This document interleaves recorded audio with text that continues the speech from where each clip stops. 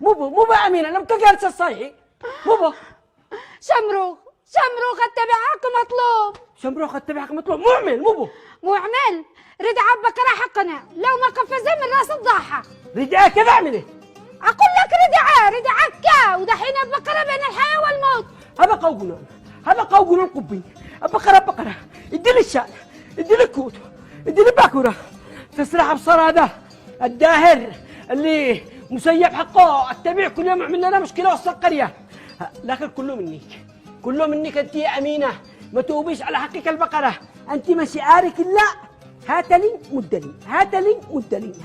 مدلي العقل ضد الباطل وامينه واتبع حقها مطلوب اكبر باطل خاطرك بقره.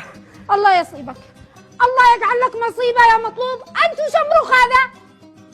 هي بالله عليك يا مدير منو الغلطه؟ البقره حقي ولا اتبع حقه؟ اسمع يا مدير، قبل أن تحكم وقبل أن تصدر قرارك أنت سمعت الحادثة من وجهة نظر العاقل فقط، لازم ما تسمع الحادثة من وجهة نظري أيضا. طيب إيش وجهة نظرك؟ أنا يا مدير كنت موجود في مسرح الحدث وأنا أمثل لك اللي حصل تمثيل مثل ما انتم لما تمثلوا الجريمة في مسرح الحدث، لأنه كل شيء حدث أمام عيني. اتفضل.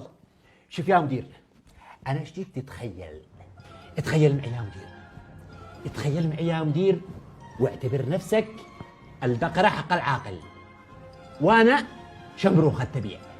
أنا البقرة حق العاقل وأنا شمروخ التبيع. اسمع يا عاقل، ما دحين حكمك قضوة أخطأ علي أنا والكل وقال إن أنا بقرة العاقل. الله اكبر عليك يا مطلوب، الله يصيبك بمصيبه من عنده ان شاء الله. كنا ما تقدرش تقدر كلامك ولا توزن خبرك، تغلط على حضرة المدير العام.